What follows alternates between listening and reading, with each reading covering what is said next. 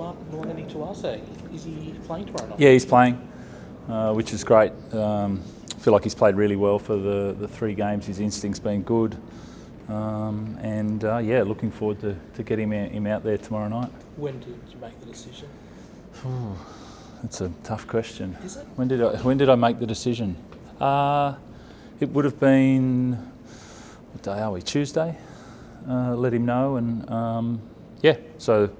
I've really liked what I've seen from him, and it was just Dom wasn't going to quite get there, just a couple of niggles, so it was a good chance to get him in there and playing. Surprise probably isn't the right word, but how pleased have you been then with those 3 performances? Like you said at the time you didn't expect him to play at all, but he's probably maybe shocked you a little just how well he's handled it.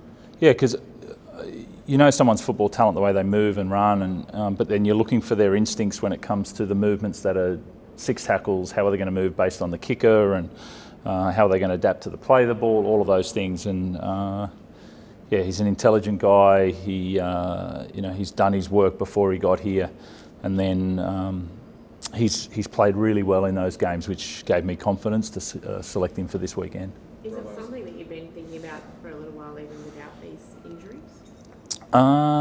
Look, it's not you never plan that thing. You dream about it, and then you think, what happens if, and are they ready? But then you watch them play, and they make the decision for you. They say they move in a certain way, they make decisions in a certain way, and they're saying that I'm ready to play. And then so as long as you're open to that, then you can end up selecting them. So you dream about Robbo. He's probably been dreaming of this moment, right, ever since it was a reality. Yeah. It's probably come quicker than he thought. So how did he react when he was told on Tuesday? He's a really humble, happy guy, but there's also, when he first started, there's also that belief in him that I downplayed it quite a bit when he first started, and that was the truth. But then I also said, I'm not going to restrict you, I'm going to leave it open. I'm going to say that publicly to make sure that there's not the pressure that I don't want, but also let's not restrict anything, don't cap anything. And he said, he was confident in his ability as well, and he just thought about getting playing and then heading towards his best, and that's what we've seen. And so that's a real positive in his mindset.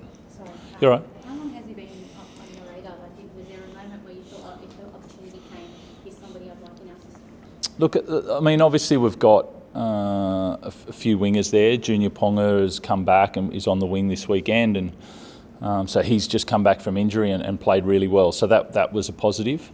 But again, on your radar, we've got a squad of 36, and when those guys play, they're all open to playing. And then it was just about watching him play and seeing if he was open to playing the style that we thought could play in NRL, and he was. And the confidence is to go, okay, let's put him in.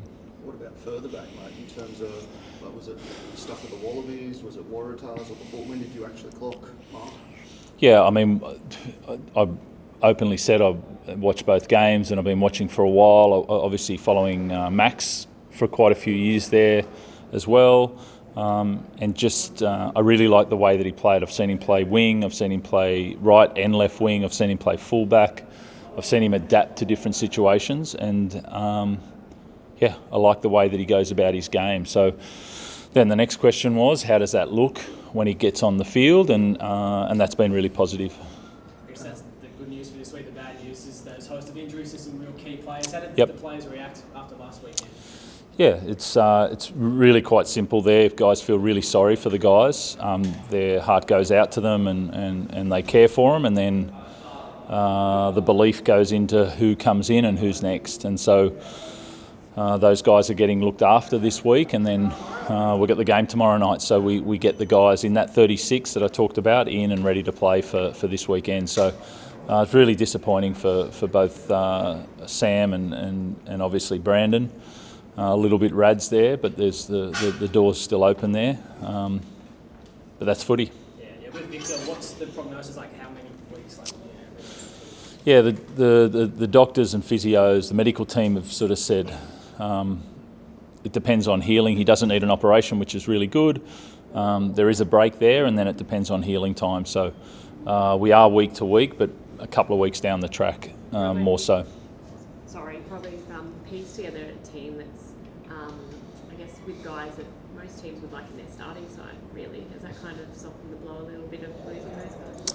Well, that's you always put together a group and train a group. As I said, there's 36 guys there that you train right from November and you train through, and people see us 17 each week, but we train with those guys, and it's like any profession, there's always an understudy that gets ready for what's next, and we've been grooming Sandon in different positions as well as halves. He's played a few times this year, and we believe in him, so get him in there. And then Connor moving into that hooker role, he's played it enough this year, and Zach Docker-Clay is also a young guy that's travelled a fair bit, but we believe in as well, so yeah, let's go. So even though it's a dead rubber, do you go out there wanting to show that even though you're dealing with this adversity, you can still get over the line, you can still beat the buddies? Yeah, you honour each game that you play.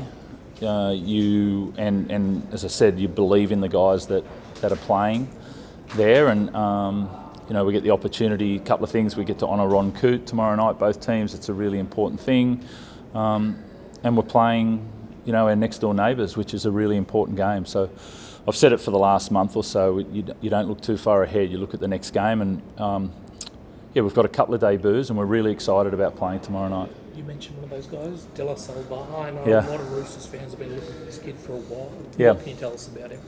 He's a front rower. But when I say that, in the truest sense of the word, he's a true front rower. He knows the code that they play with, and he's been playing that from a young age. He came down from Queensland, and Harold Matthews, SG Ball, went to school down here, and SG Ball at the start of the year, and NRL at the end of the year. So really good story, but it's the start of his journey. And just back to Sandon, what is your message to him? Obviously, you don't want him to be Sam Hall, because not a lot of people can do what Sam does, but what do you tell him? Because obviously people will say maybe Joey Manu gets switched back there, but you've obviously seen enough in Sandon to know that he is your right option. It wasn't even a choice. Sandon is a very good half. I think the decisions that I've made for next year around Sandon's our guy, the belief in him is sky high, and play his style. He's been playing it really well. I love the way that he plays the game, and it's go out and be yourself. Just on that style, Sam, but also Brandon, they're both quite unique players. Yeah.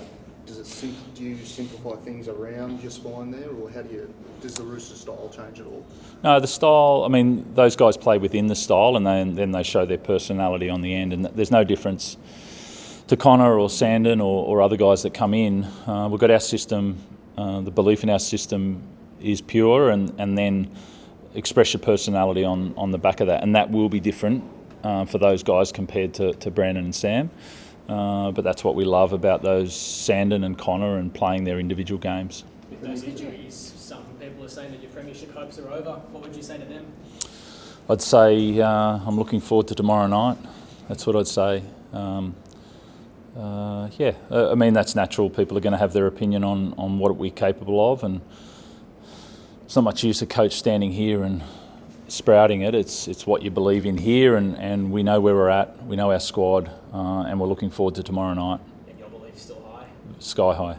I could be wrong about, but is he another one of the Central Coast? No, he's not. No. He's one of the academy products. Okay. Yeah. He's one of the academy products. He came down, and Toowoomba came down, went to Marcelin, and jumped into the house and developed through there. So it's been SG Ball, Flegg, reserve grade, now first grade this year. So it's a nice progression, especially for his age and a front rower. We're seeing one of those academy kids come through. Yeah. How good is it just to see the fruits of all that labour? Yeah, the work that Mitchell Orbis and Jake Friend have done, and the investment of the Feenies there, and the house, and the support of each other. They're a crew. They're a crew of young guys that have lived together, and that was the purpose of it, create good men and create NRL players for the Roosters. And it's good to have another guy like CY Wong come through and now debut. Is Lindsay being rested this week? Yes. Is that out there, is it? Oh, no. No. I know there was some whispers Yeah. that he- Yeah, no, he's not going to play. Yep. And it's just resting him. Yeah, he's had some injections and niggles is there as well, so yeah. And Dom, calf, is that right? Yeah, it's just a bit tight there, and that's where Mark came in on the back of that. Just expecting a 1 weeker for Yes, Dom? definitely. Yeah. And Yep. in terms of, you've been in this time of the year dealing with different injuries over, 2020 with ACLs and that sort of thing. Does it get any easier, or do you learn things about how to deal with it?